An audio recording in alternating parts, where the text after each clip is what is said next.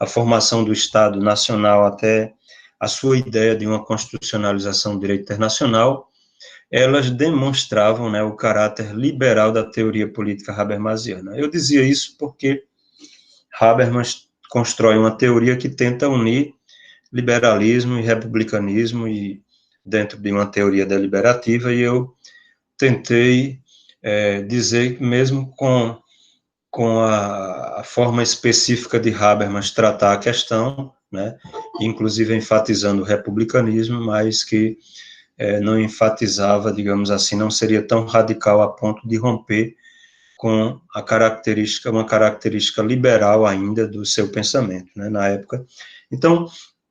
eu colocava, né, que a sua tentativa de juridicizar as relações internacionais, elas mostravam, né, um certo caráter utópico, né, em vez de dominação, instrumento da classe dominante, né,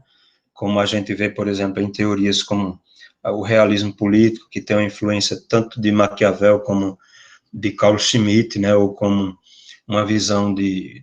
dominação de classe, como, por exemplo, o marxismo. Em vez disso, né, o direito era visto por Habermas, né, como um principal agente de transformação social e de libertação da humanidade, né?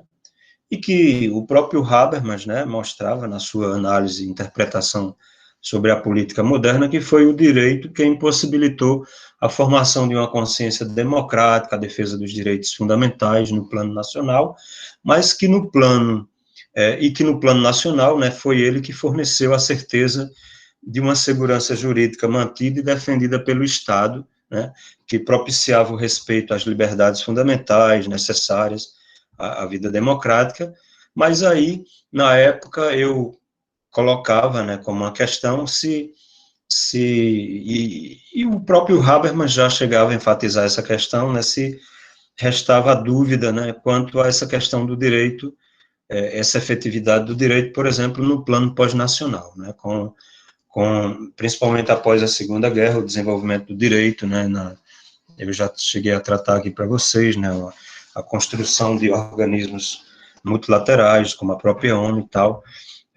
vão dar uma nova ênfase ao direito, e que o Carl Schmitt, como a gente chegou aqui a comentar, né, lamentava muito, né, essa mudança de um direito europeu, de um res publicum europeu, né, assim, de um direito público europeu, né, ser mudado e, digamos assim, ter um viés como ele tem a partir da Segunda Guerra Mundial, né, com a criação da ONU e tal, de caráter kantiano, né. Então, esse caráter universalista do direito. Ele vai fazer, inclusive, uma série de lamentações nas obras dele, né, e, inclusive, a principal, devido à proscrição, né, da guerra, né, da guerra de agressão, né, e a proibição da guerra ser considerada, né, inclusive, como um crime, né, após a Segunda Guerra Mundial. O Estado, né, agredir um outro, partir para agressão, né, para invasão e tal, e seria legitimado só o direito de autodefesa. Mas aí, na época, a gente já percebia que essa ênfase do direito no plano internacional e pós-nacional, ele não teria essa efetividade, né? A gente chegou a criação de um governo cosmopolita, como pretendia Habermas, ou primeiramente Kant, né? Já que é uma retomada do Kant lá da paz perpétua, mas também daquele Kant um pouco de escrito anterior à paz perpétua, né, assim, que tem um cunho mais federalista e que chega a comentar a possibilidade de um Estado mundial, e que acaba desdizendo isso na paz perpétua, né, com a nova ênfase, né, de um direito confederado, né, como vai ser influenciado principalmente a partir do governo de Wilson, né, e a criação da ONU, essa retomada dessa perspectiva confederada, né, do direito a nível internacional, né, essa influência kantiana, né, e aí a gente tem uma série de autores que na filosofia e no direito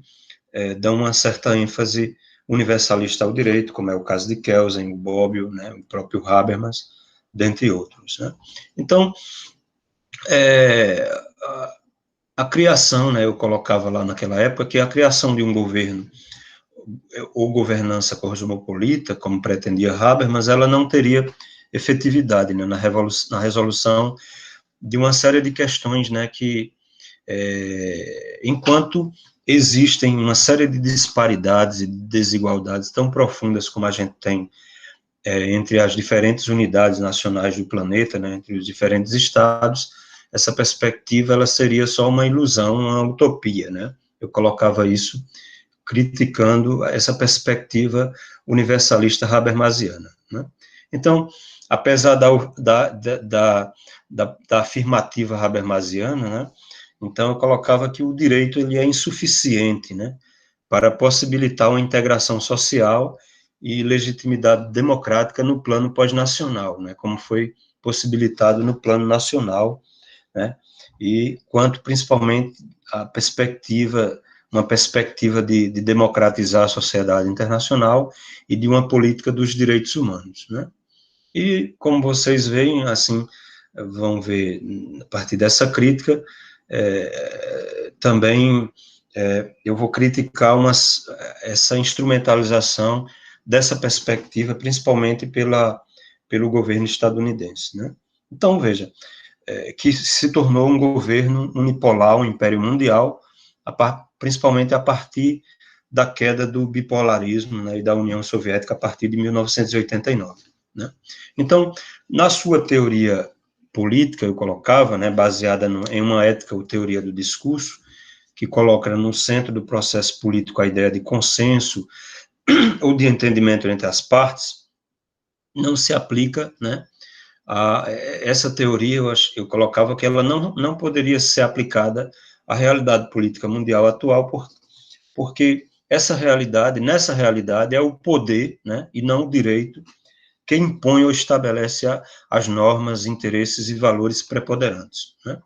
Então, a política mundial, exercida ou não em nome de um governo democrático, de um direito legítimo, né, ela é a dominação de determinados grupos humanos sobre outros, né? Eu colocava isso. Se essa dominação ela é exercida de uma forma arbitrária e despótica, né, nos países onde o ideal democrático de vida ele não é conhecido, né, o mesmo, eu colocava, né, ocorre de uma forma mais sutil, né, um tipo de dominação, né, nos países considerados democráticos, né, onde predominam o casuísmo, o ativismo constitucionais, né, somados à inércia e à corrupção de poderes legislativos, né, e administrativos, ou executivos, né. Então, sem falar, né, judiciário, né. Então, não é apenas, né, no plano internacional, né, que aumenta o poder, né, daqueles que interpretam e aplicam, né, o direito, né. A desproporção entre os três poderes estabelecidos, né, a partir da época moderna, da modernidade, é enorme, né, no plano nacional, né, onde, né, os processos de decisão de cortes constitucionais não são submetidos ao controle popular, né, mas as pessoas e organizações próximas ao núcleo do Poder Judiciário, né, os membros da elite que participam diretamente do debate travado nas Supremas Cortes, né. Então, as decisões das Cortes Supremas, elas demonstram que mesmo a vontade dos ditos representantes do povo, né, é substituída pela vontade arbitrária, muitas vezes, de um poder judiciário que se propõe ou se diz neutro, né. Então, como costumam dizer alguns políticos americanos, né, a Constituição é o que os juízes dizem, né. Então, além da ineficiência de um poder legislativo, há em nossa época um emprego desmesurado do controle de constitucionalidade em detrimento dos poderes eleitos, né? Eu colocava isso na época, nas conclusões da minha tese, né? E esse ativismo judicial, ele é ilegítimo porque as decisões dos juízes não são tomadas com a participação popular. Nos países considerados democráticos, a dominação sobre as massas continua por meio de outros meios, né? A elite minoritária, fragilizada pela perda do espaço legislativo para a maioria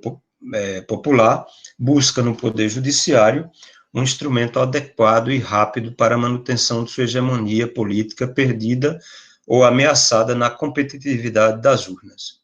né? Isso eu colocava na época e não sei se digamos assim, é algo tão é algo obsoleto, né? Assim a gente poderia dizer atualmente, né? Lembrando que essa tese, essas minhas conclusões foi ainda da época de 2000 e início de 2000, né? Para 2000 foi a época que eu estava construindo a tese, né? Então,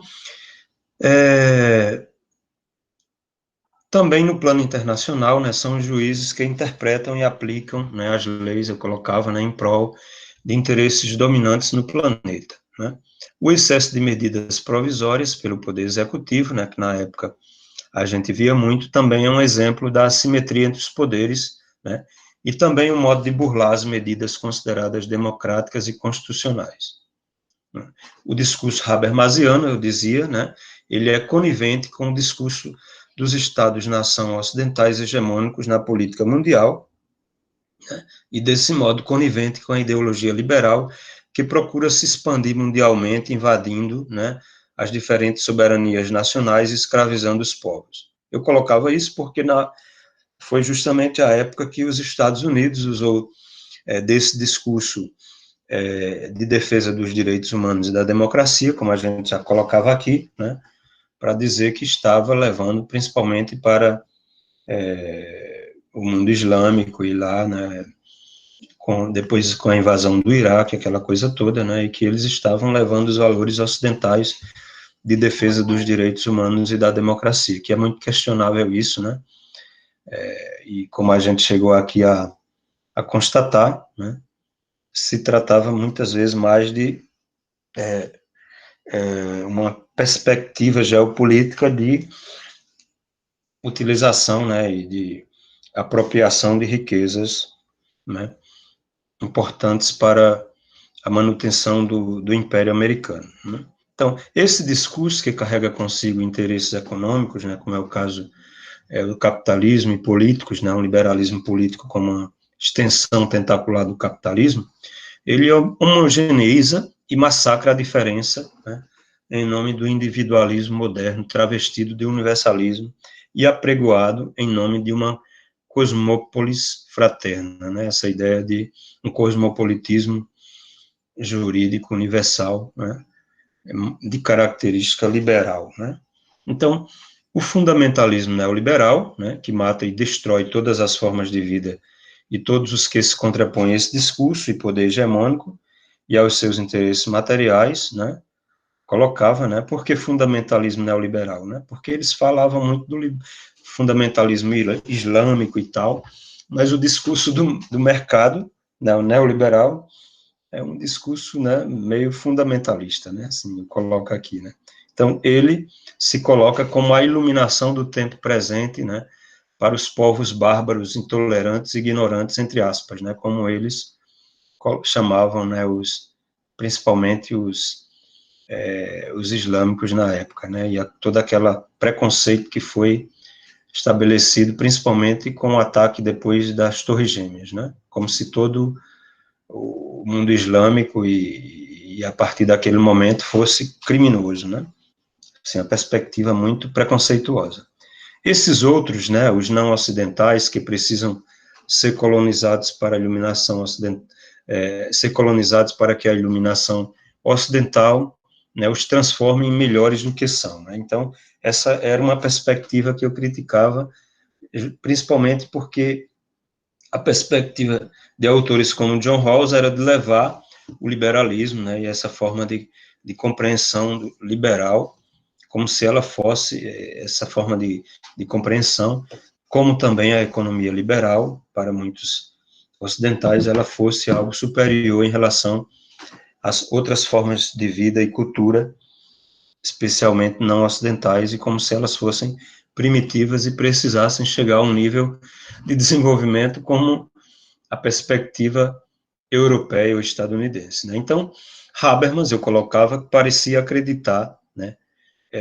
que com a criação do seu modelo político cosmopolita, né, o capital global, ele poderia ser totalmente disciplinado por políticas públicas, né, instrumentalizado para os interesses universais da humanidade, né? Bastaria a boa vontade dos governos nacionais, especialmente dos nacionalistas intolerantes e fundamentalistas, eu colocar aqui entre aspas, como uma espécie de ironia, né, que atualmente não querem colaborar com esse projeto, né. Então, tem um certo deboche, na época eu fazia, né, assim, uma certa crítica, e associando essa visão, né, instrumentalizada estadunidense da perspectiva ocidental com a perspectiva habermasiana. Claro que não é a mesma coisa, né, pelo fato de que o Habermas achava que para qualquer mudança de atitude e para implantar um certo cosmopolitismo na época contemporânea, com as suas considerações, né, que digamos assim, tem uma peculiaridade própria, não é aquela de uma perspectiva de uma república mundial, de um Estado mundial, como uma vez pensou Kant, né, mas um cosmopolitismo efetivado em vários níveis, né, no nível supranacional, com a Organização Mundial, que passaria a defender os direitos humanos e a fazer uma política de segurança mundial, num nível transnacional, que seria de relações ainda bilaterais de estados para resolver uma série de problemas a nível mundial, econômico, de clima e tal, uma série de coisas, e aí teriam que ter, na época, ele colocaria uma perspectiva de união em blocos, principalmente de países pequenos e médios, que não chegam a ter um poder de atuação como os grandes global players, né, como ele usa esse termo, como países como a China, os Estados Unidos, a Rússia, né, ou mesmo a Índia, que ele colocava na época, né, chegou até, em alguns textos, a colocar o Brasil, né, ele via com uma perspectiva boa o Brasil naquela época, né, então, que estava bem, tendo um papel protagonista, né, inclusive nos BRICS e tal, e que depois tudo isso vai cair por terra, né, que a gente vai ver principalmente a partir de 2016. Então, eu associo um pouco, é claro que hoje eu vejo que essa minha crítica ela é muito radical. E eu vou continuar aqui um pouco com essa crítica, porque você não pode, talvez, associar a perspectiva, né, dessa instrumentalização feita pelos Estados Unidos com a própria perspectiva habermasiana. Mas eu fiz aqui, né, isso, e ninguém chegou a me criticar. O problema é esse, né? A gente, no Brasil, tem essa coisa da política da boa vizinhança, até, acho que parece que até entre pesquisadores, que ninguém chega a estabelecer uma crítica num artigo, em um livro, e com essa mesma política, não, parece que a crítica ela é só feita pelas costas, mas não de uma forma fundamentada. Eu já cheguei a uma certa autocrítica, onde eu estou escrevendo um livro agora, e vou retomar e fazer uma certa autocrítica em relação a algumas coisas, e vou continuar dizendo outras, né? Mas aqui eu estou passando para vocês, em primeira mão, vocês que nunca tiveram contato com essa minha leitura, né, nesse texto que a gente está acabando de trabalhar hoje, né, que foi a minha tese, né, na época de doutorado. Então, eu vou continuar expondo aqui para vocês as minhas razões de ter colocado dessa forma, né, e ter lido Habermas dessa forma. Então, veja, eu colocava que Habermas não faz vista grossa ao fato de que quem controla a maioria dos governos é o capital, né, e que esse não quer ser controlado, né, por ninguém, né, por governos nacionais, como é o caso do neoliberalismo, do mercado, da economia. Ele sabe muito bem disso, né, então essa perspectiva dele, ela não pode ser considerada ingênua, né? Já que ele sabe muito bem que na nossa época, né, é a economia, né, é o capital, né, quem estabelece as normas a nível internacional, já que você não tem um poder supranacional capaz, como na Europa medieval, como a Igreja Católica, aquele poder e uma comunhão, até do ponto de vista de um ethos, né, comunitário, em relação às questões jurídicas e morais, né, que integrava a sociedade como um todo. Nós temos uma sociedade mundial plural hoje, né, uma série de culturas e de formas de vidas, né, de crenças e tal, e um poder, né,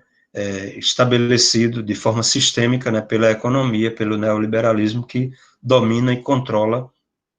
o mundo, né, inclusive governos nacionais, especialmente governos muito fracos do ponto de vista político-militar, né. Então, e se esse controle existisse, né, quem controlaria, né, esses controladores e administradores dessa Pax, né, eu colocava na época, e do direito mundial na forma como é estruturada, né, seria estruturada essa democracia radical, como ele coloca, ou procedimental, né, se também não seria um poder econômico, né, dominante. São críticas que eu acabo colocando na época, né, e o não cumprimento, por exemplo, nacional de metas estabelecidas por um governo mundial não levaria a responsabilizar tais governos, né, como rebeldes, estados canalhas ou criminosos, como já se faz, né,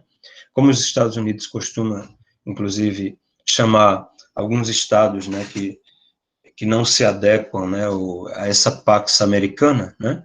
a obediência, o temor, eu colocava naquele momento, questionava, né, ao poder dominante, ele não levaria a um descaso, por exemplo, com a democracia doméstica e no menor sinal de rebelião ou desobediência civil, a entregar os rebeldes às forças internacionais estrangeiras, né? A colaboração, nesse caso, não seria uma subserviência, desrespeito e desprezo ao próprio ethos, né, em uma democracia, em uma cosmopolita internacional, né, em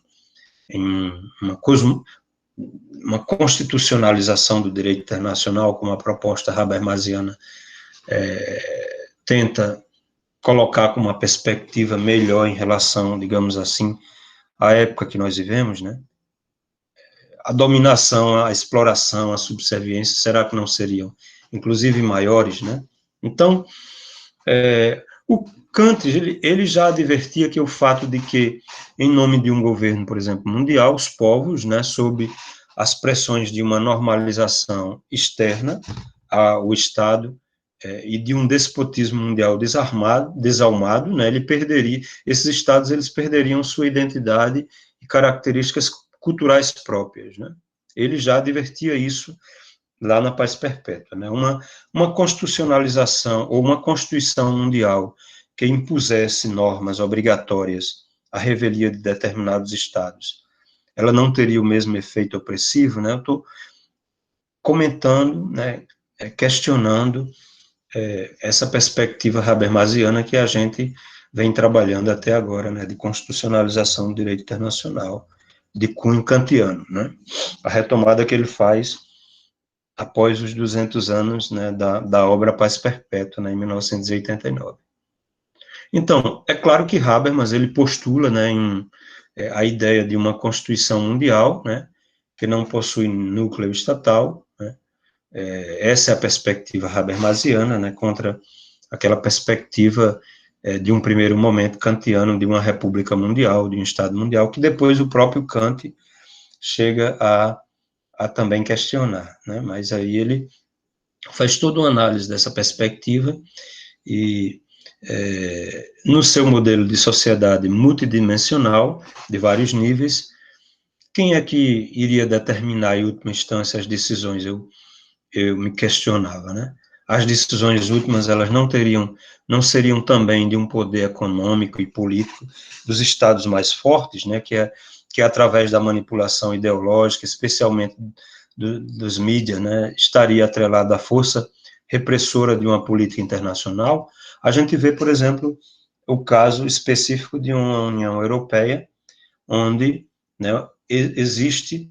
existiu a pretensão de uma integração política, a gente tem uma integração, vê a integração a nível, né, econômico na Europa, e você vê crises como ocorreram, por exemplo, na Grécia, devido justamente a políticas cambiais, né, de países mais fortes como a Alemanha, né, onde o euro, é claro que tem um poder de compra muito maior, né, e as empresas alemãs, a economia alemã, né, muito superior, né, esses países acabariam impondo determinadas políticas para um bloco, né, onde países mais fracos eles foram justamente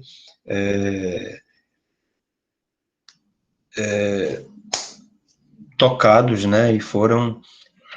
de uma forma negativa, e a gente pôde ver isso com a crise da Grécia naquela época, né? E aí, a nível mundial, eu acho que uma imposição de interesses do ponto de vista jurídico e político, eu questionava, né? Será que eles seriam considerados neutros e imparciais? É claro que a proposta de Habermas, de uma constitucionalização do direito internacional, coloca a ideia, né, de, digamos, de igualdade ou de isonomia numa ONU, onde ela teria uma característica mais democrática do que, por exemplo, essa perspectiva atual, né, que você tem uma ONU onde se discutem questões de uma forma democrática por mais de 190 países, 198, se não me engano, na Assembleia, mas aí você tem um Conselho de Segurança, onde 5 países vencedores da Segunda Guerra Mundial se impõem a tudo aquilo que foi discutido de uma forma democrática, por exemplo, na Assembleia, né? Então, você tem, por exemplo, interesses que são políticos e imediatos das grandes nações, onde se tomam medidas de imediato, como, por exemplo, quando se vamos usar o termo invadir os Estados Unidos, a soberania americana, e acertou-se aquelas torres gêmeas, né? Eu estive lá numa época, a gente vê que hoje em dia são os buracos com água, memorial e tal, mas na época eram grandes torres, grandes prédios, onde o orgulho americano estava ali presente, né? Porque era ali que se fazia dinheiro e se dominava, digamos, a economia a nível mundial, um dos lugares, né? Então, um avião chega e destrói aquilo, né? E aí foi considerado uma invasão de soberania e tal, mas aí você tem, por exemplo, de imediato, né, se considerou uma agressão e se tomou medidas, né, invadiu-se, inclusive o Iraque, posteriormente,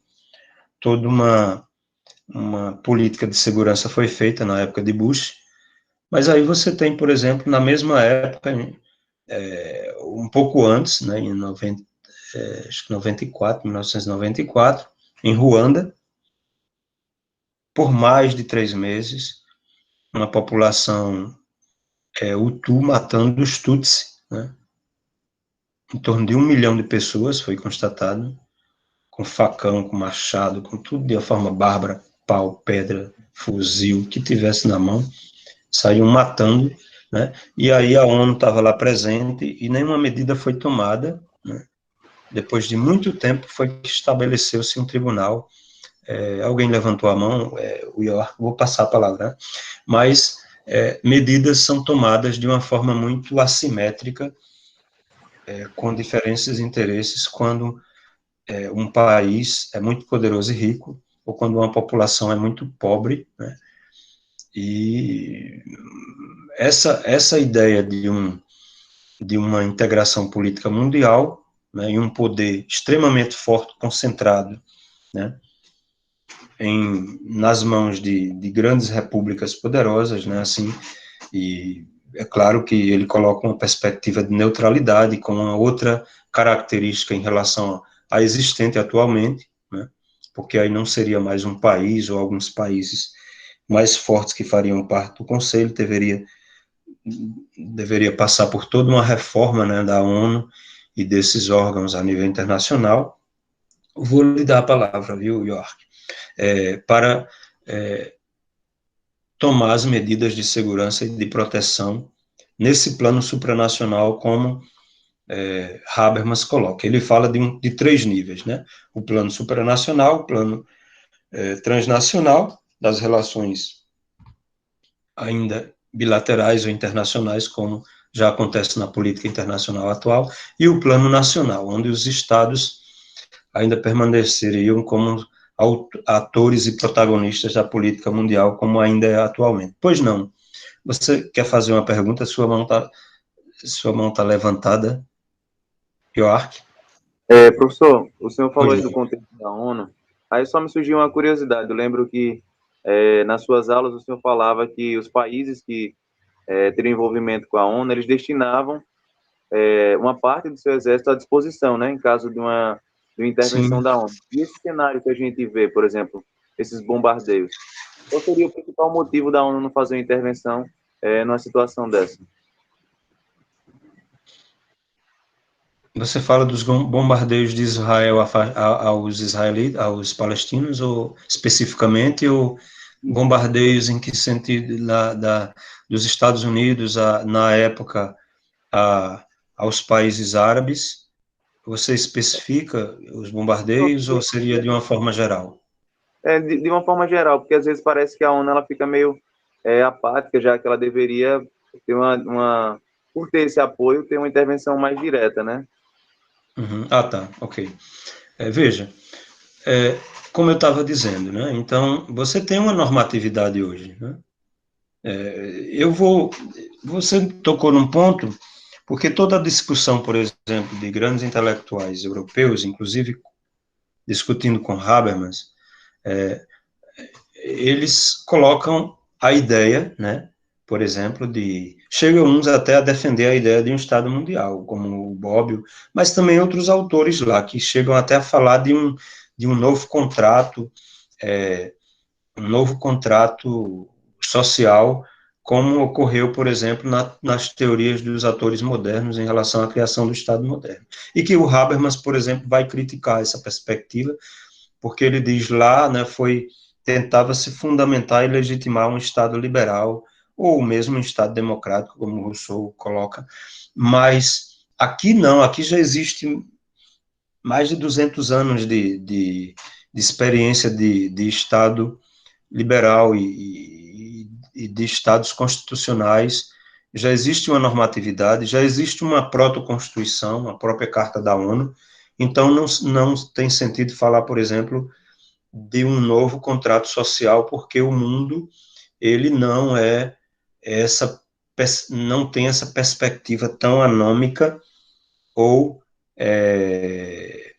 essa perspectiva tão hobbesiana como alguns autores das relações internacionais, do direito internacional, da própria filosofia política colocam. Porque a própria ideia de guerra, né, depois da Segunda Guerra Mundial, a criação da ONU, das criações multilaterais, ela foi proscrita, né, ela foi proibida, né, a guerra de agressão e outras coisas. Eu lembro muito de Carl Schmitt criticando isso, lá já em Kant, né, ele dizia que lamentável, né, porque Carl Schmitt achava que o melhor direito era aquele direito europeu, onde o Estado tinha total soberania, inclusive de decretar guerra, porque existia uma limitação da guerra, existiam normas que eram cumpridas e limitadas, né? Eu também não concordo com essa interpretação de Carl Schmitt, que o Habermas também chega a criticar. Mas, por outro lado, ele tinha razão em relação a uma série de questões, e uma é essa, a ideia de que você chega, Carl Schmitt dizia, veja, nesse tipo de modelo de direito, o direito público europeu, né, os estados, eles eram considerados um inimigo justo, né? Então, se um estado decretava guerra, depois que ele era vencido, ele era tratado de uma forma justa, os governantes, quem estava no poder administrativo, e não como criminosos, como bandidozinhos ridículos, né, como fez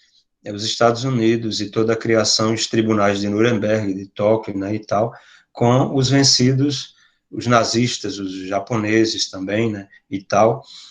durante a Segunda Guerra Mundial. Foram tratados como inimigos e piratas e bandidos. Carl Schmitt diz isso. E diz que tudo isso foi porque pegaram essa perspectiva jurídica de inspiração kantiana, universalista, né, e passaram a moralizar o direito, né, considerando esse vencido, né, um bandidozinho qualquer que precisa ser destruído e vencido a todo custo por um poder imperial, e aí ele falava do poder estadunidense, que na verdade tinha interesses econômicos, Carl Schmitt já percebia isso, né, e que dizia, com seus interesses particularistas, mundo afora, ele dizia estar representando a humanidade, os direitos humanos a nível universal. Ele diz, ó, que coisa terrível, ridícula e terrível, porque um povo com a sua perspectiva particularista, ele invade outros povos dizendo que está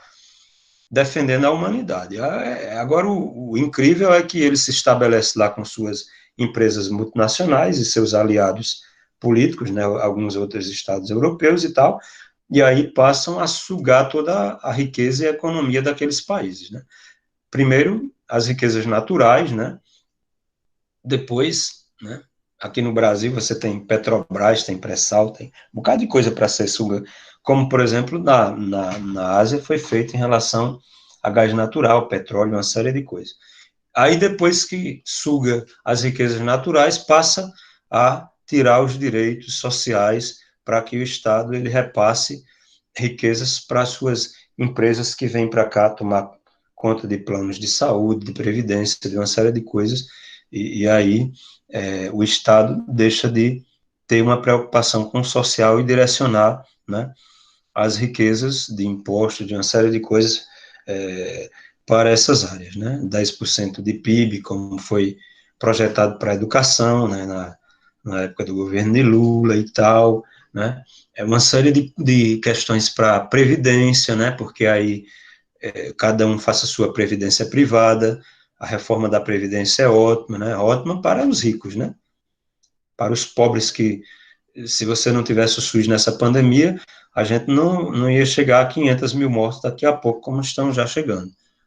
A gente ia chegar a mais de 3 milhões de mortes, né, porque não tinha SUS, não tinha nada, então todo mundo podia morrer, né, porque não tinha quem cuidasse, né. Então, SUS, sucateamento de educação, privatização de saúde, de tudo, então, tudo isso tem uma articulação dos governos locais, nacionais, com elites internacionais, né, não é só as riquezas naturais que passam a ser. Agora, veja, eu estou lembrado da sua pergunta, veja, a questão desses bombardeios, dessas coisas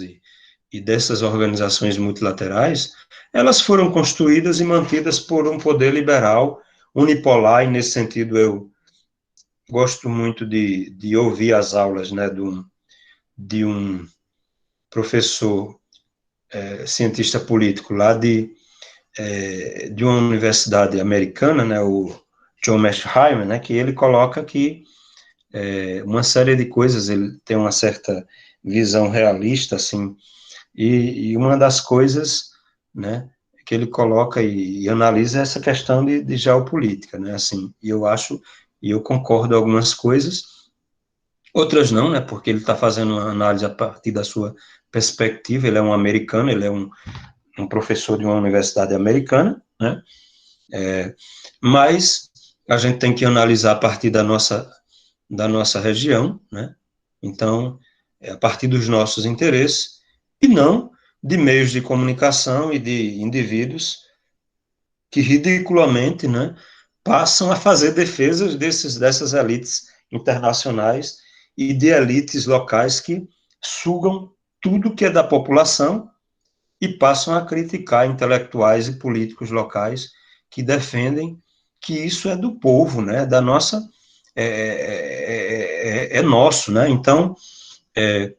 quando esses grupos passam a criticar de um ponto de vista político e intelectual, são chamados de comunistas, de não sei o que, seja lá que nome dê, né, porque eles percebem, né, que se não for feita uma política que leve em conta as questões sociais, só quem se beneficia são as elites que estão controlando os meios de comunicação, determinados governos também, que são controlados e eles próprios têm interesses econômicos, estão ganhando de uma forma muitas vezes desonesta, por baixo dos panos, né, em relação a isso, e elites locais, né, que estão ganhando com essa questão. Agora você veja, do ponto de vista, York, do ponto de vista político, e como foi estabelecido, por exemplo, esses órgãos multilaterais depois da Segunda Guerra Mundial, ele tinha uma preocupação muito interessante e importante, que a gente não pode criticar, que era a defesa dos direitos humanos, porque tinha acabado de terminar a Segunda Guerra Mundial, toda a eliminação de judeus durante o nazismo na Alemanha, de grupos, né, de minorias, foram feitas por estados, por grupos que tomaram o poder político, se aliaram ou elites conservadoras, empresários, muitas vezes, e aí quem estuda a história e a política, a gente vê que essas histórias se repetem, né, em alguns estados, não são só europeus, não. Então, Hitler se aliou ao empresário, ou o empresariado se aliou a Hitler, né, e aí você tem um Estado forte que acaba impondo, né, determinadas políticas contra a população, né, mesmo se utilizando da população. De uma forma autoritária, líderes fazem isso, né, e aí usam todo um discurso moralista que parece que os caras são donos da verdade e estão fazendo o bem para a humanidade, né, na verdade, o resultado final é terrível, né, e aí você tem populações, né, controladas do ponto de vista ideológico, né, e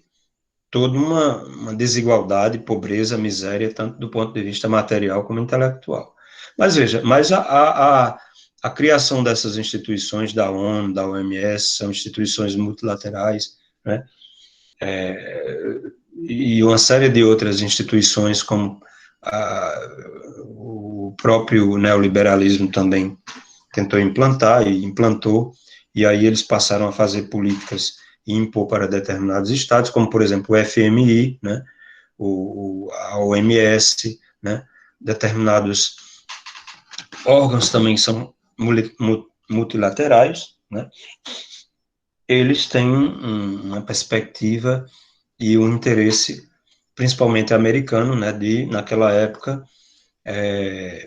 estabelecer, né, com, é claro, o apoio europeu e tal. Mas a gente viu agora, no último ano, um governo que foi colocado por uma elite muito conservadora nos Estados Unidos, como é o caso do Trump, que tentou eliminar tudo isso, né, e Deus sabe lá o que eles, se tivessem continuado no poder, atrelado a outros poderes bastante conservadores, né, e de uma inspiração neoliberal profunda, né, no mundo afora. Aí você tem o atual governo da Índia, né, o governo brasileiro, né, e outros governos que estavam unidos entre si com Trump, né, para impor determinadas medidas, inclusive tentando, talvez, eliminar essas instituições multilaterais, como é o caso da ONU, a Organização Mundial de Saúde e outras, porque para eles não tinha interesse manter essas instituições, né? Então, mas veja, mas elas foram criadas e mantidas após a Segunda Guerra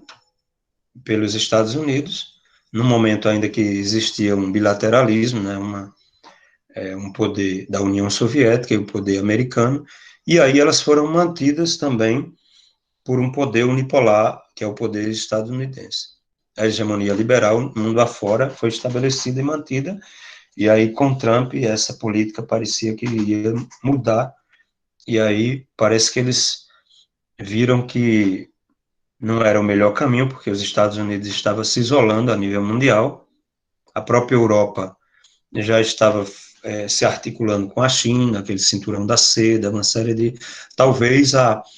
eleição de Biden não é nada tão ingênuo, assim, no sentido, chegou um governo bonzinho, liberal e tal, ou democracia liberal, democrática e tal, aquele governo anterior era um governo perigoso, não sei o que, ditador tal. Não, porque a volta a determinados valores, né, digamos assim, estabelecidos pelos americanos no pós-Segunda Guerra Mundial, era vista com bons olhos. E aí você tem governos atualmente, né, se articulando, a própria China, né, o cinturão da seda, as políticas internacionais que a China está fazendo, porque ela estava, inclusive, defendendo esses valores multilaterais, né, essas instituições, a própria Organização Mundial da Saúde, que foram instituições criadas e mantidas pelos Estados Unidos, né? Então, como os Estados Unidos estavam se afastando, a Europa também começava a ter um certo afastamento. Basta ver as relações, por exemplo, de uma Angela Merkel com o Trump e outros governos, né? Assim, meio de atrito. Então, veja, o que é que ocorre? Por que essas organizações e a própria ONU, ela não toma as medidas que deveriam ser tomadas, York, de um ponto de vista imparcial? Porque, né, a ideia de Habermas é de haver uma neutralidade e uma democracia nesses órgãos, nessas instituições. Para isso, teria que ter como é que eu disse, uma reformulação, né, da própria ONU, né, países como Brasil, Índia, né, Japão, países que representam continentes inteiros, teriam que ter assento, por exemplo, no Conselho de Segurança. E não só China, Estados Unidos, Japão, França, né, Inglaterra, esses países que venceram a Segunda Guerra Mundial e que a política deles na ONU é que se um desses países discordar de qualquer das medidas que os outros tomaram, né, a medida não vai para frente, né? Então, isso também teria que ser mudado, conforme Habermas, né? Teria que ser uma votação democrática da maioria, né? E não, veja, se de um lado você tem 198 países decidindo uma coisa e leva para o Conselho de Segurança, que só são 5 efetivos, né? E alguns, digamos, 15 que são temporários. Mas aí esses permanentes, basta os Estados Unidos ser contra, ou a China, ou qualquer outro. A medida não vai para frente, então não é considerada algo democrático, a gente poderia dizer, né? Então, o caso, por exemplo, de você ter um genocídio terrível, por exemplo, como lá em Ruanda, durante vários e vários meses, e o mundo todo sabendo, e a própria ONU lá, a ONU fez foi sair, né, do país. E foi comandado aquele extermínio. Tem hoje na Netflix, você tem aí documentários por empresários de Ruanda, né? Inclusive um empresário que depois saiu do país, que tinha uma rádio, junto com outros políticos lá, atrelado a outros políticos lá, que fizeram a propagação de um ódio contra o outro povo, os Tutsi, né? Então, depois é que foi constituído um tribunal, né, de Ruanda. Mas quem que está à frente também desse tribunal? Os americanos, né, quem domina, faz o papel de xerife do mundo, de juiz do mundo, e não algo estabelecido de uma forma democrática e universal, como é a perspectiva habermasiana, né, que eu, naquela época, considerei como utópica, né. Não sei se minha resposta contemplou a sua pergunta. Sim? York?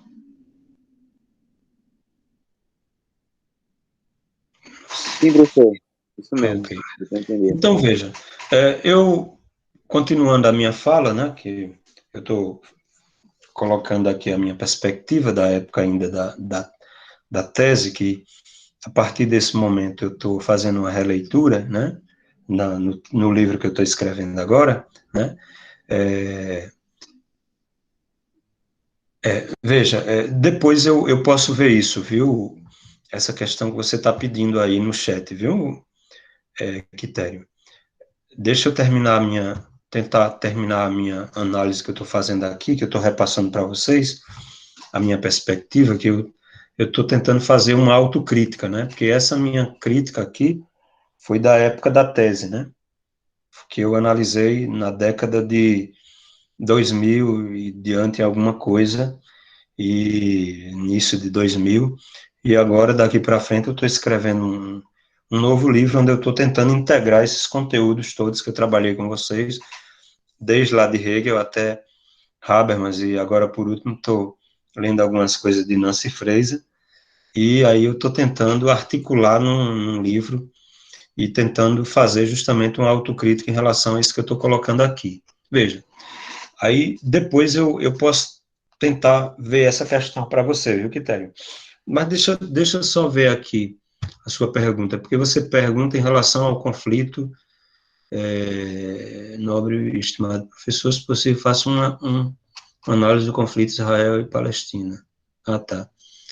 Palestina, Irã e tal. Veja, deixa eu aproveitar bem rapidamente essa sua pergunta. Veja, a questão é que Israel é aliado dos Estados Unidos, o Irã é aliado da China, da Rússia, né? A Palestina tem todos esses conflitos, né? Porque em tempos atrás a perspectiva era de se criar dois estados, o Estado de Israel e o Estado palestino, o islâmico. O lado islâmico não aceitou, Israel aceitou e acabou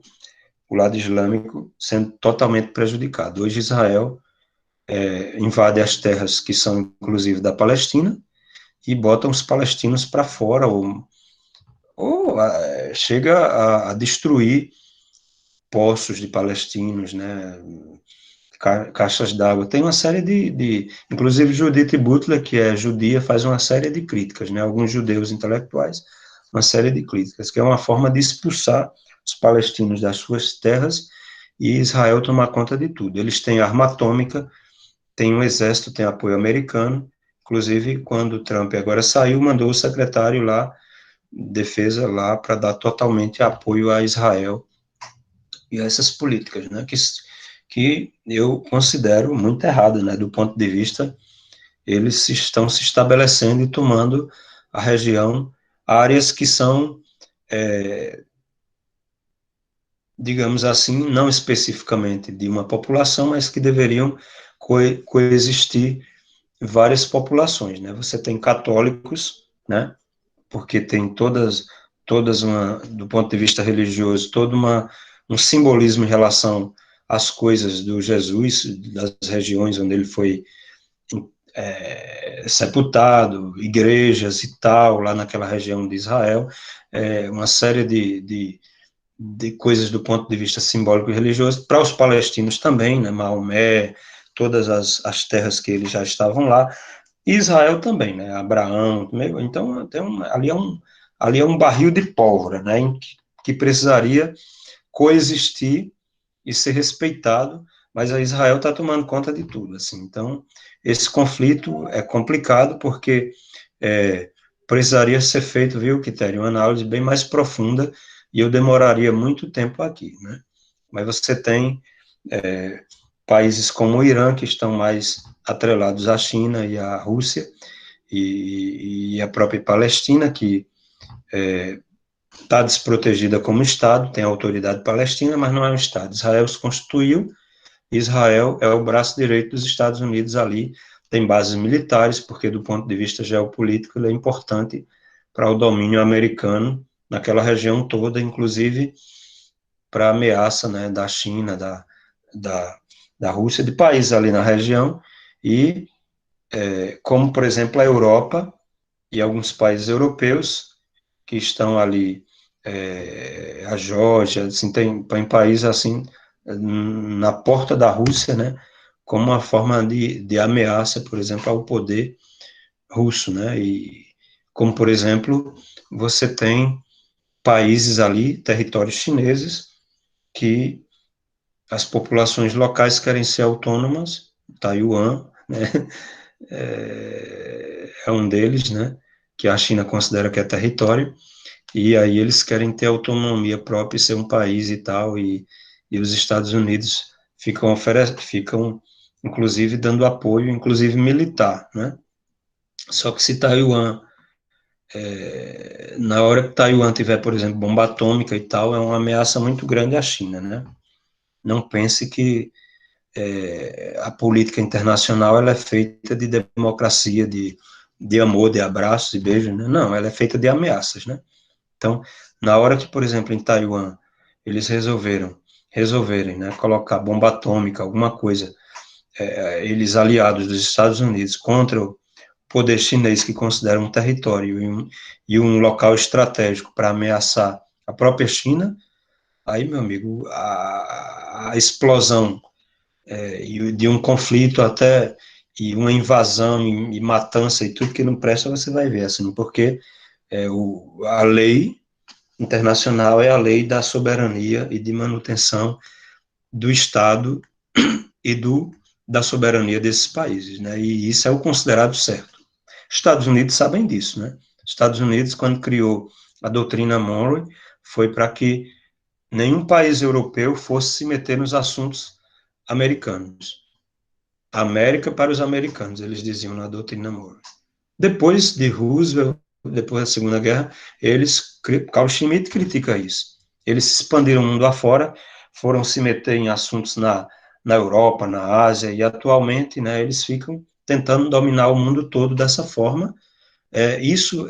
do ponto de vista geopolítico, isso é terrível, né, porque eles querem manter um poder imperial mundial, e isso não vai ser mantido há muito tempo. A China é um país muito poderoso, vai se tornar a primeira economia, já está, né, em meados de se tornar a primeira economia. Por que essa guerra toda contra tecnologias 5D? Porque a China ganha muito com isso economicamente, né? Porque uma série de críticas aí, já que a China foi quem forneceu todos os insumos e vacinas para o mundo todo, depois foi que esses países foram construir a sua. Porque, do ponto de vista econômico, digamos, ela lucrou, né? Ela lucrou e ela é a fábrica do mundo, como chamam hoje, né? E outros países a gente viu que não tinham nem condições de fornecer para o mundo todo como a China forneceu, né? E aí, a partir do momento que determinados países criaram a sua vacina, como, por exemplo, a China tem a tecnologia 5D, esses países aliados aos Estados Unidos, os próprios Estados Unidos passam a criticar e a querer dizer que eles vão fazer espionagem, não sei o quê, com essa tecnologia, inventar uma série de coisas para prejudicar, né,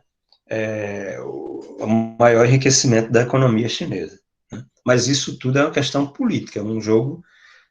geopolítico, estratégico, né, de domínio a nível mundial.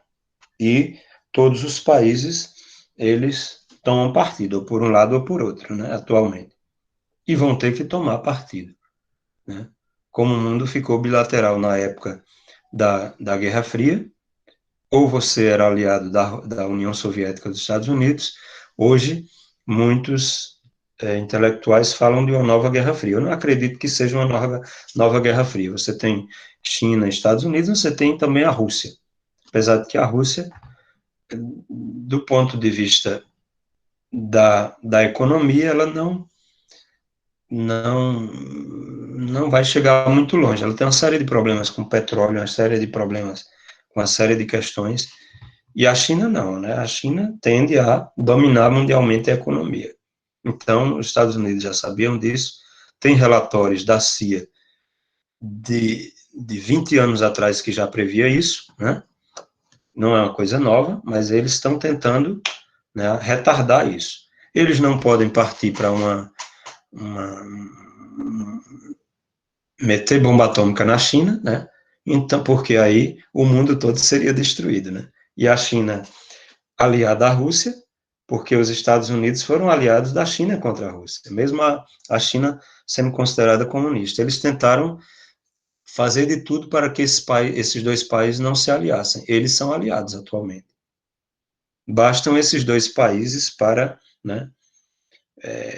para que o mundo todo ele passe a ter uma política totalmente direcionada de outra forma, né? E não mais conduzida pela denominada hegemonia liberal americana, né? Essa ideia de liberalismo tem nada a ver com democracia, né? Porque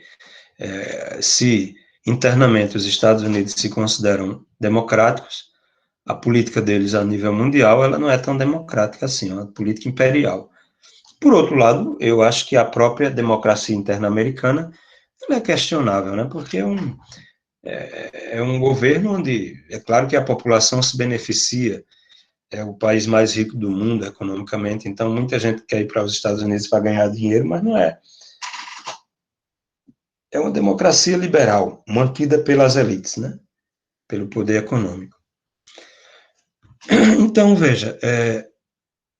eu colocava naquela época que a alternativa habermasiana, né, a ideia kantiana de uma república mundial, porque o Kant fala de uma república mundial, de um grande Estado, né, mundial, mesmo que depois ele mesmo faça uma autocrítica quanto a isso, o Habermas vai apelar para 3 fatores, né, que seriam fundamentais para uma mudança de mentalidade ou de estoque conceitual da teoria política, né, que seria a transformação do conceito de soberania, né, onde a ideia de nacionalismo ele deve ser derrubado e os estados deveriam renunciar tanto ao ius belli, né, que é o direito à guerra, como também reconhecer o dever, né, que tem a comunidade internacional de proteger as populações contra o poder de estados que eles consideravam, Habermas fala, e os Estados Unidos usa esse termo, né, estados criminosos, né, ou que se encontram em decomposição. Né? Então, você tem a Somália, bandidos em países dominando o território, né? Assim, no momento você não pode falar de um poder legítimo, legal, de um Estado, né, que represente os interesses democráticos da população. Ah, não tem país no mundo afora que, né, isso não existe. Né? Então, a defesa de que a comunidade internacional ela deve transmitir à Organização Mundial o direito de impor sanções, isso é defendido por Habermas, né? E, por último, a afirmativa, né, de que a hipótese da eficácia da norma, né, deve ser admitida a nível internacional, né, a questão do direito para que esse projeto cosmopolita ele pudesse adquirir plausibilidade empírica, né? Isso ocorre por meio da internalização, ocorreria, né, das prescrições da normatividade, né, através de um processo de aprendizagem, né, o Habermas fala, onde, primeiramente, as elites políticas, elas antecipam, né, as construções jurídicas em arenas supranacionais, né, antecipando a modificação, né, da consciência individual, né, tanto individual como dos estados, né, que tem lugar apenas no decorrer de uma implementação gradativa dessas medidas, né, consideradas eficazes. E, em último caso, né, tudo isso seria decidido, né, por elites, né, intelectuais. Você tem o caso, por exemplo, da própria União Europeia, onde você tem um poder, né, Bruxelas, você tem, que não é considerado, do ponto de vista das populações, algo legítimo, né, mas é algo que está lá, né, legítimo, eu digo, do ponto de vista da democracia, das populações europeias votarem as políticas que são concebidas, por exemplo, em Bruxelas. Não, é uma tecnocracia, né, um poder, né, dos tecnocratas, né, desses especialistas que passam a exercer determinadas medidas e elas têm que ser aceitas pelos estados, né. Agora, as medidas que são supranacionais, né, e não medidas, digamos, estabelecidas por elites, digamos, que foram escolhidas como, por exemplo, as elites políticas de determinados estados, mas que passou por um processo que aí seria considerado democrático, né? Então, essas mudanças sugeridas por Habermas, eu acho que achava que apenas fragilizam, né, e submetem ainda mais o poder dessas minorias, né, que seriam oprimidas, né? É claro que toda a minha crítica, ela vai passar por uma reformulação, né, mas, assim, eu acho que uma das grandes importâncias que a teoria de Habermas, tanto no plano nacional como internacional, o cosmopolita, enfatiza, seria o poder da esfera pública, né, da opinião pública, né, para constatar e criticar e fazer pressão em relação às elites, né, e principalmente às elites políticas, em relação a medidas que são consideradas antidemocráticas ou não legitimadas pelas populações, né. Então, veja, naquela época eu dizia que o pluralismo cultural, né, e a tensão dialética entre os diversos povos, eles pareciam ter um peso negativo para Habermas, né, eu via dessa forma. Hoje eu talvez analise, o ideal talvez é que o mundo, ele fosse a expressão da Europa, né, eu dizia isso, porque como Habermas, ele tem uma leitura muito, digamos, eurocêntrica, ele não tem uma preocupação de analisar os outros países, os outros povos, é sempre uma preocupação com o seu povo, com a Europa, de a Europa se tornar um global player, né, ela só se estruturar como um Estado, e aí ter um poder, ter uma Constituição europeia, né, essa é a preocupação de Habermas,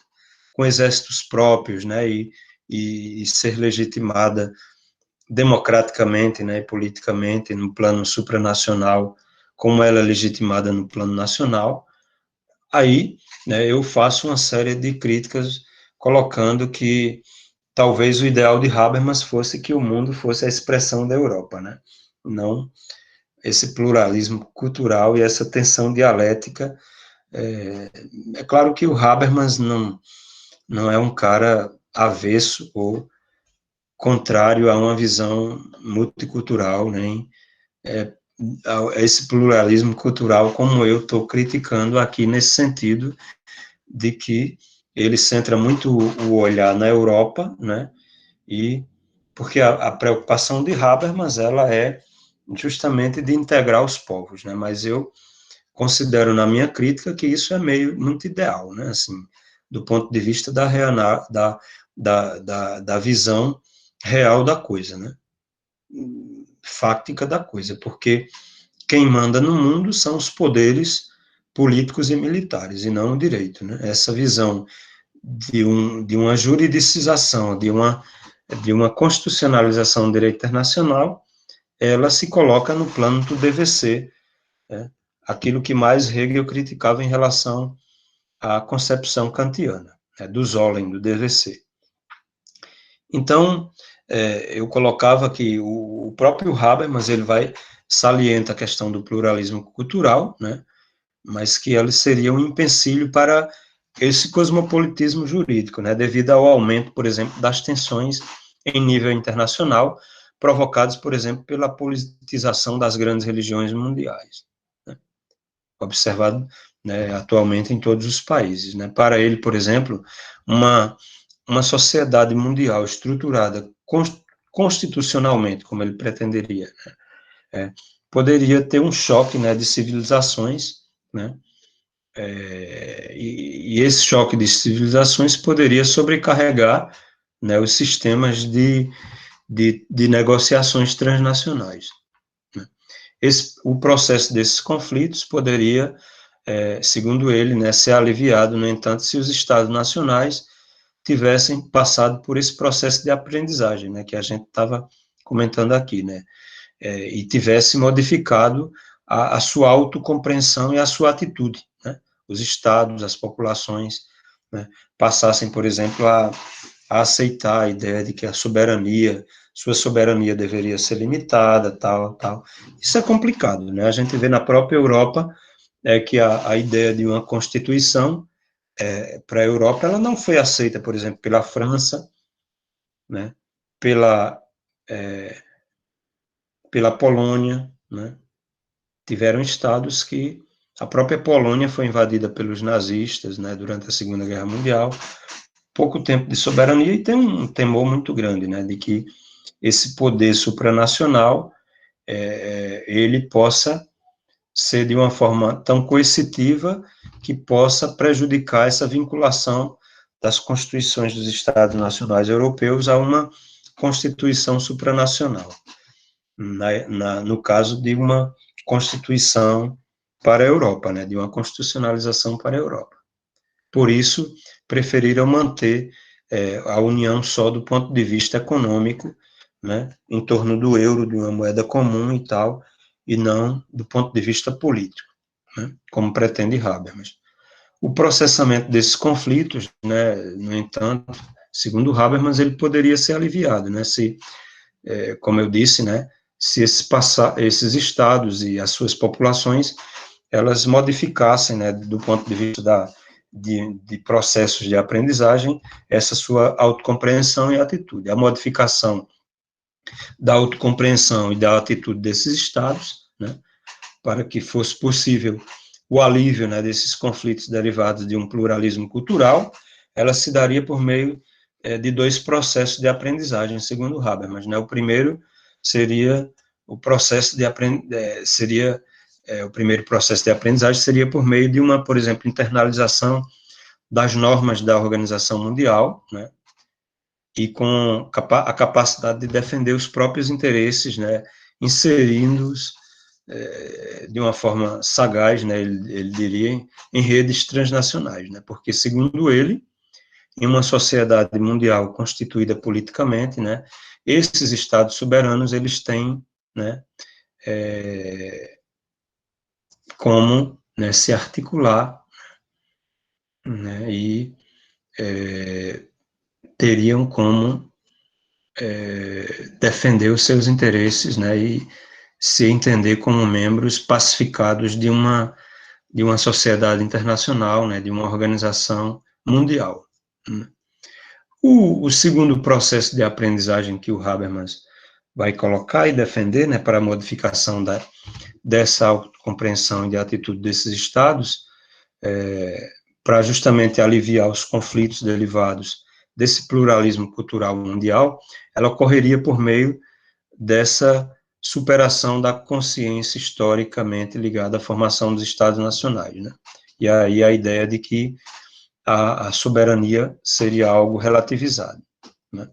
A união regional dos Estados nacionais, para uma melhor obtenção da capacidade de ação global, ela requeriria uma superação dessa consciência nacional, né? Mas que aí, no meu entender, eu acho que isso aí fragilizaria mais a soberania desses estados.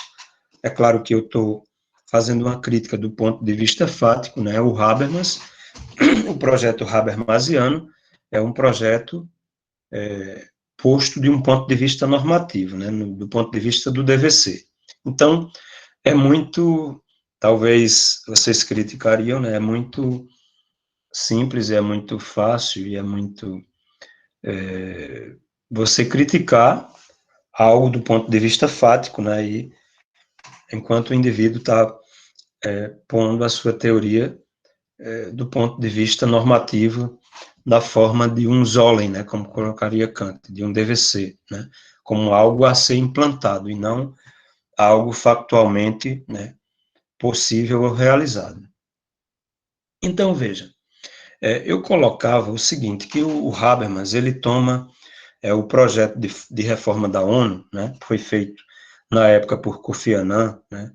acho que em 2005, 2006, o Kofi Annan era secretário da ONU, e eles fazem lá todo um projeto de reforma da ONU, e o Habermas, ele vai tomar esse projeto, né, de reforma da ONU como uma possibilidade de implantação, de possibilidade, né, de implantar a perspectiva kantiana, a perspectiva que ele está tentando defender ali, né, digamos assim, como um portal de entrada ou um pontapé inicial para uma possível reforma e uma possível mudança do direito internacional para o direito cosmopolita, tão defendido por ele, né? Então, a minha leitura na época é que o Habermas, ele toma esse projeto de reforma da ONU, né, que eu sempre considerei como um projeto deficiente, né, de uma associação. Na época eu usei termos muito pesados, né, de estados fantoches. Por quê estados fantoches, né? Porque quem domina a ONU são os Estados Unidos, são as grandes potências que estão no Conselho de Segurança. Mesmo que todo mundo queira resolver as políticas a nível mundial e seja um lugar digamos, de fala ou de expressão de países e de tentativas de resoluções de conflitos a nível mundial, mas, né, você tem, diferentemente, por exemplo, da associação lá da primeira criação, né, da organização, não lembro o nome agora, da primeira forma de articulação a nível internacional, a Sociedade das Nações, por exemplo, né, em 1919, a criação da Sociedade das Nações permitia apenas estados liberais, né? Com a criação da ONU, a ideia foi de que todos os estados do mundo deveriam ser incluídos. Mas o problema é que você tem na ONU estados que se dizem defensores dos direitos humanos e muitos estados que se colocam como democracias liberais, e você tem estados que são estados onde o desrespeito aos direitos humanos e toda essa defesa dos direitos humanos e da democracia, elas são, na verdade, desrespeitadas, né, por esses estados. Estado onde os seus governos fazem críticas, né, em relação à política de direitos humanos que a própria ONU defende, né. Então, são aqueles estados considerados estados canalhas, como os Estados Unidos colocariam, né, estados fora da lei, né. Mas todos esses estados, eles têm assento na ONU e você tem, claro que a comunidade internacional passa a criticar esses estados, isso tem uma característica importante nesse sentido, porque quando eles passam a desrespeitar os direitos humanos e a não cumprir, tem muitos órgãos, né,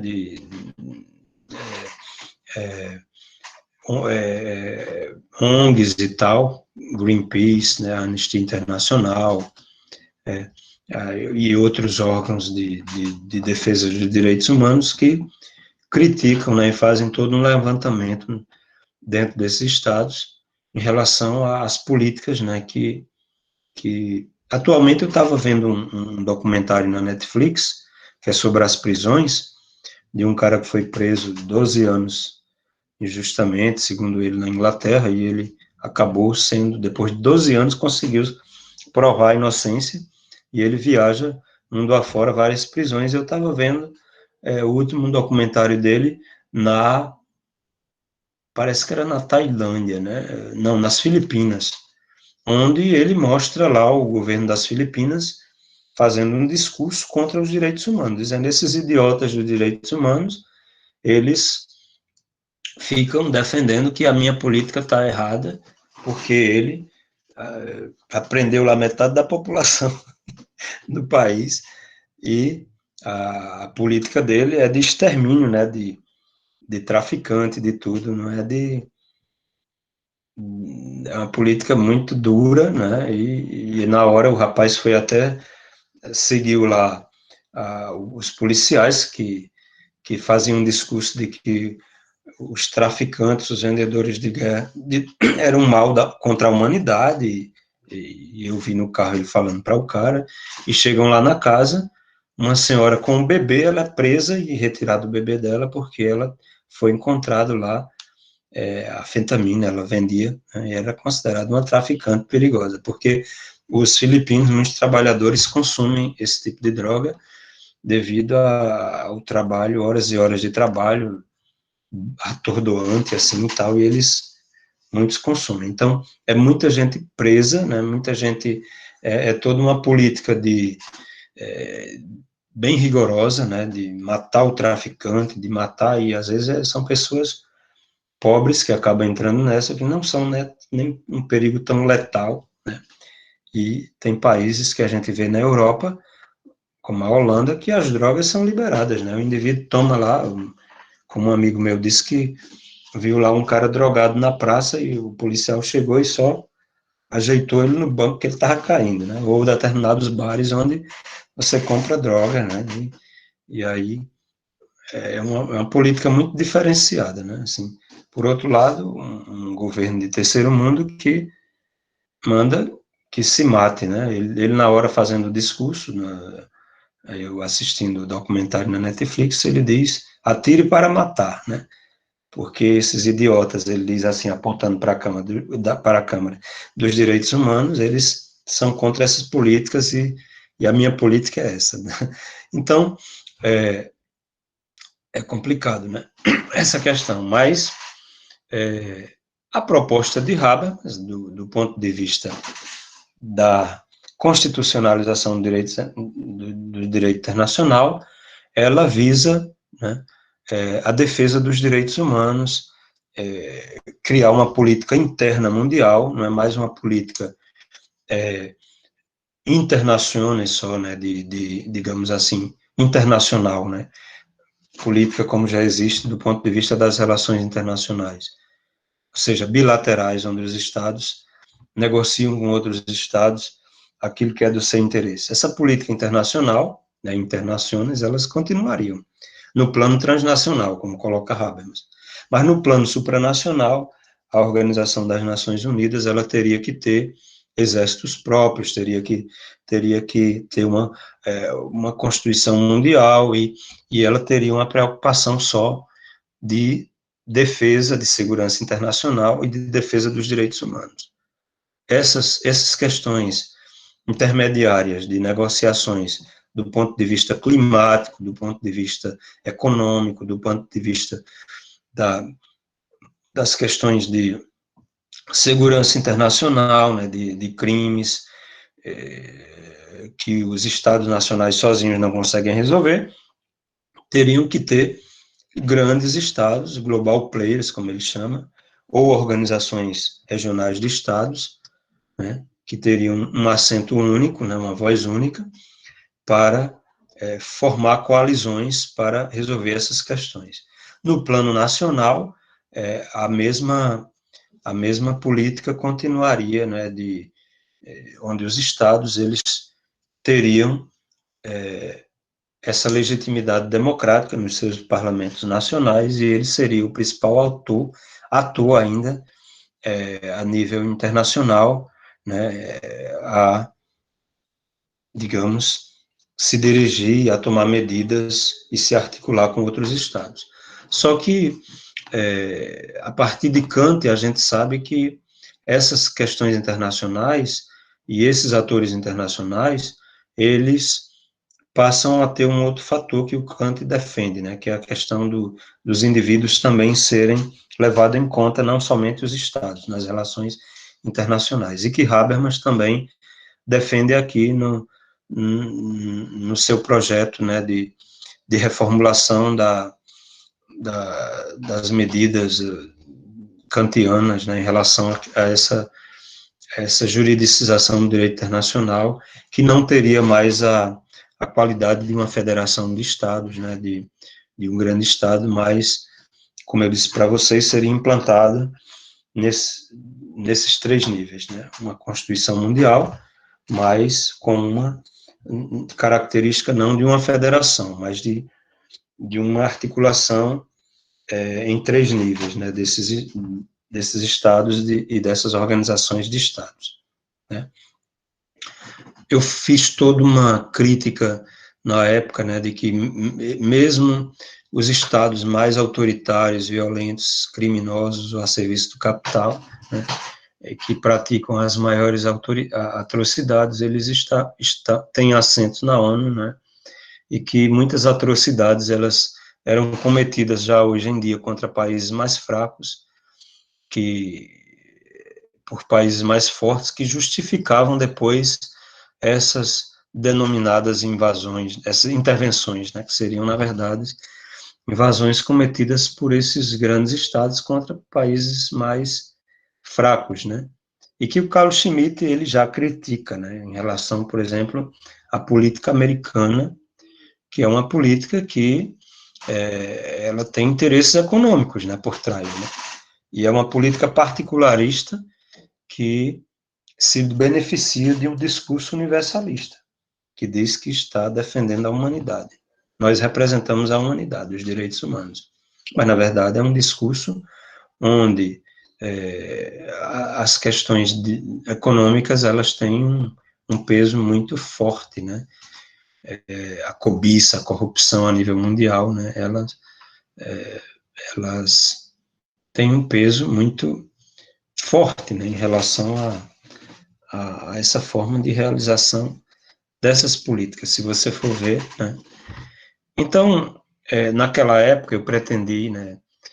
mostrar que essa leitura habermasiana, né, que justamente enfoca, né, essa questão da política, de um ponto de vista liberal, mas também republicano, né, e que Habermas diz que o projeto dele é um projeto democrático, né, de uma democracia radical, né, que leva em conta tanto uma perspectiva liberal como republicana. Eu cheguei nessa minha tese, dizer que a perspectiva Habermas, ela continua sendo a perspectiva liberal, né, de um ponto de vista, o seu projeto, ele continua uma defesa das instituições liberais, tanto do ponto de vista político como do ponto de vista econômico, já que o interesse seu está atrelado, né, ou de forma ingênua, é claro que não é uma forma ingênua, mas ele é instrumentalizado pela superpotência, né, hegemônica unilateral, que é os Estados Unidos, na época, e que usava do discurso de que estava intervindo em determinados territórios para defender os direitos humanos e a democracia, né, mas que, na verdade, estava colocando governos muito provisoriamente, que não eram tão democráticos, mas que defendiam os interesses dessa superpotência, estavam atrelados a essa superpotência, e que não deram muito certo, né? Pelo contrário, os Estados Unidos passaram a ser muito mal vistos a nível internacional, eles que tinham todo um apoio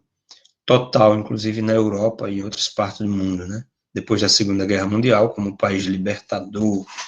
que libertou a Europa do nazismo, ninguém nem falava da União Soviética, que foi fundamental para isso, né?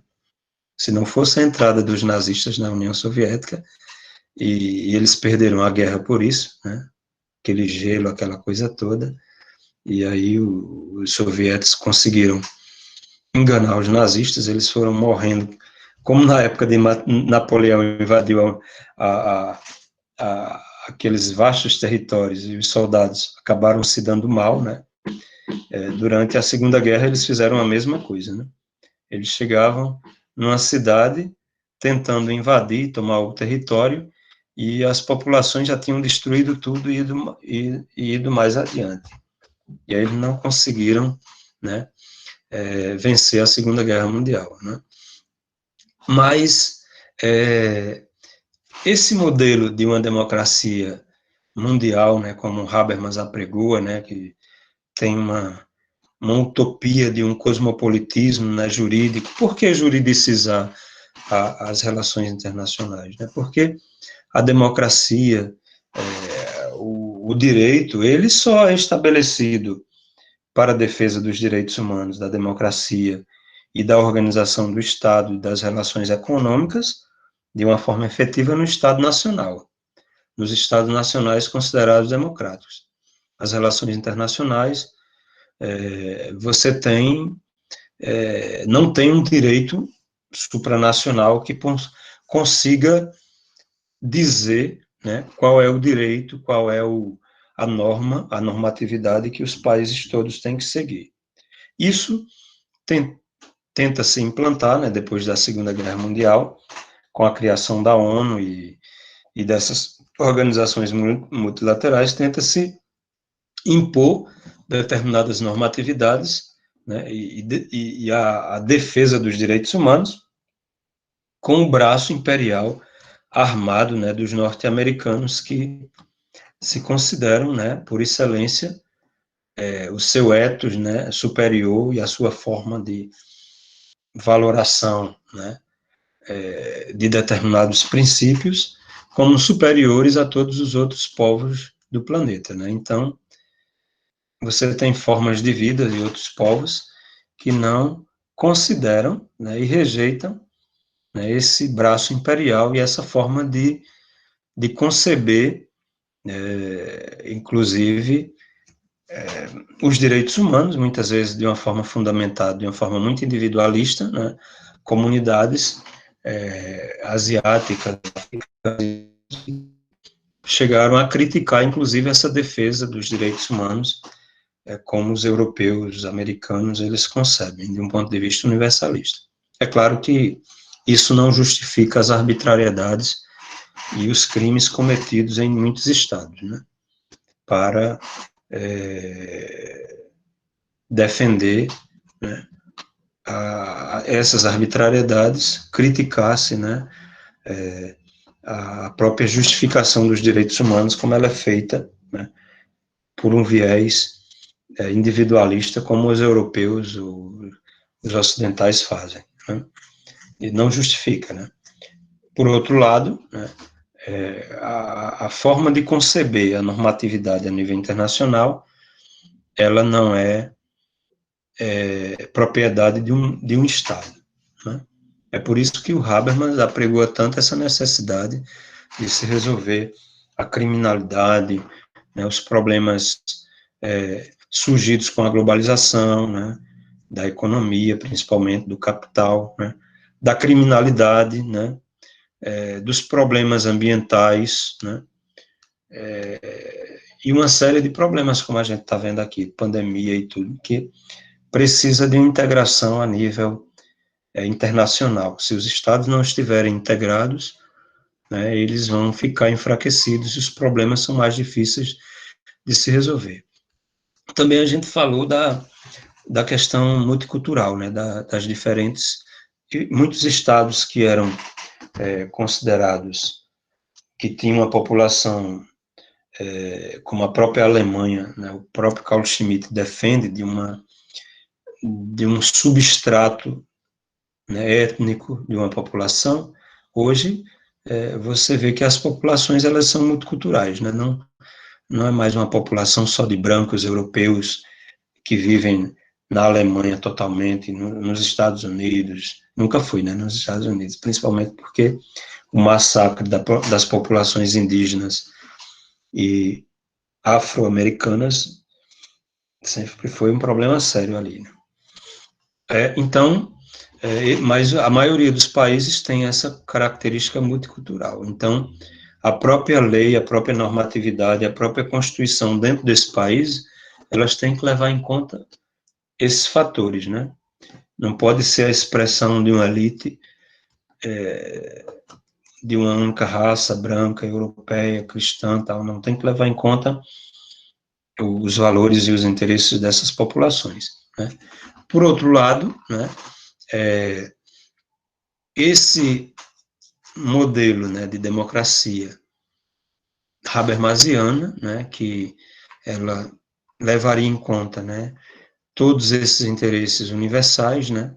eu passo a criticar e a questionar, porque, como eu disse para vocês, né, eu acho que é muito complicado um poder, né, imperial, né, ou poder de grandes potências que dominam, né, boa parte do globo da Terra, ela cedeu o seu espaço, cedeu o seu poder para a criação de um poder democrático, onde todo mundo seria considerado igual.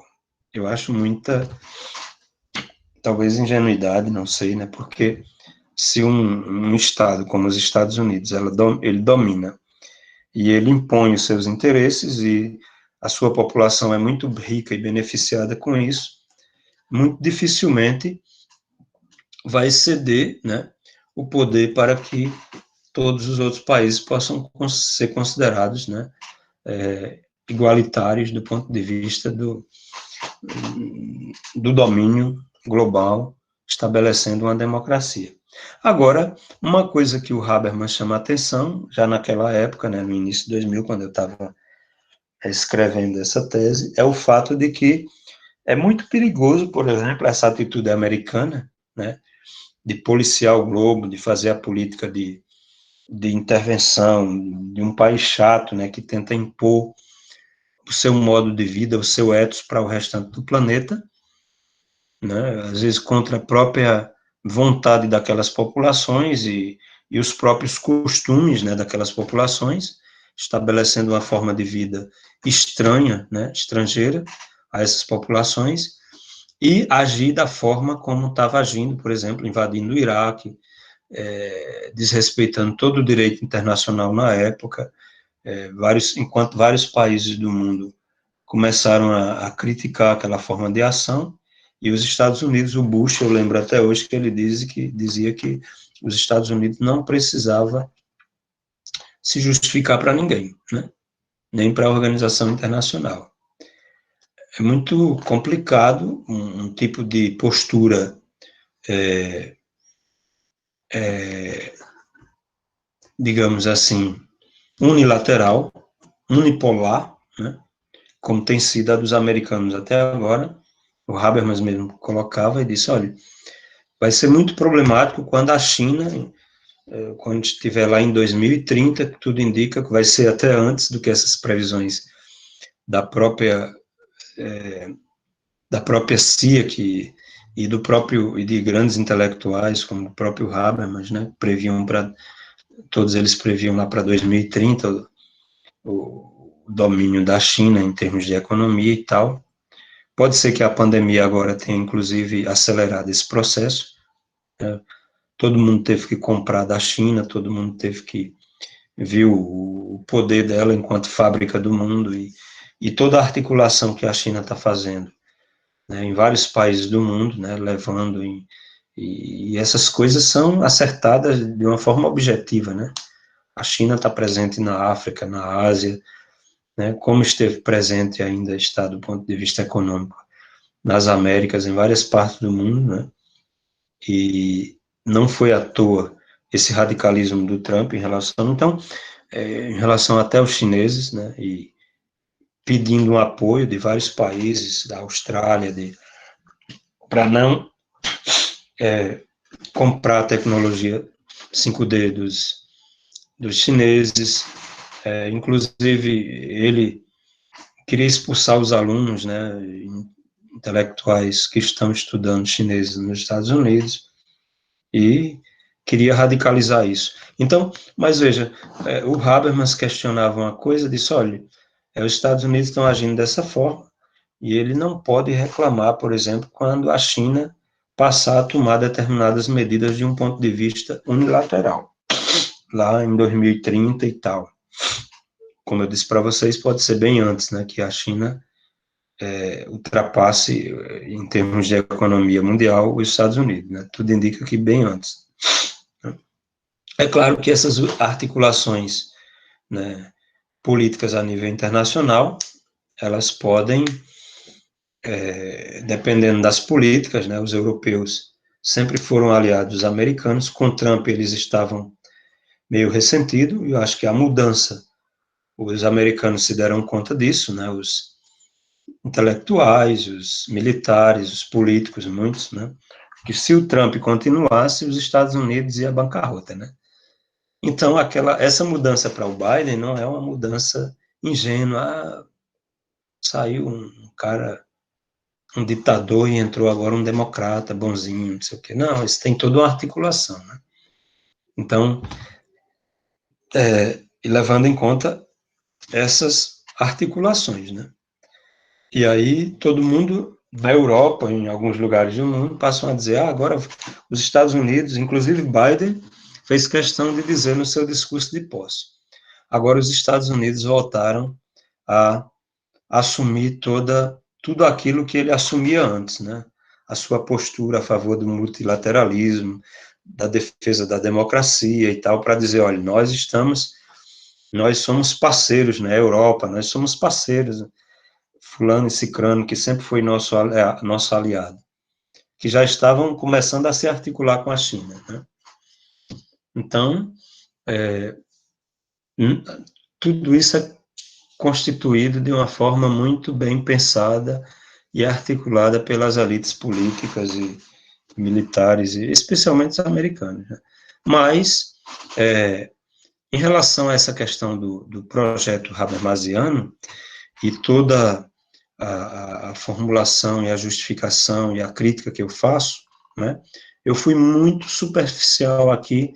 na análise, né, até porque eu não toco em relação à questão do multiculturalismo, da própria,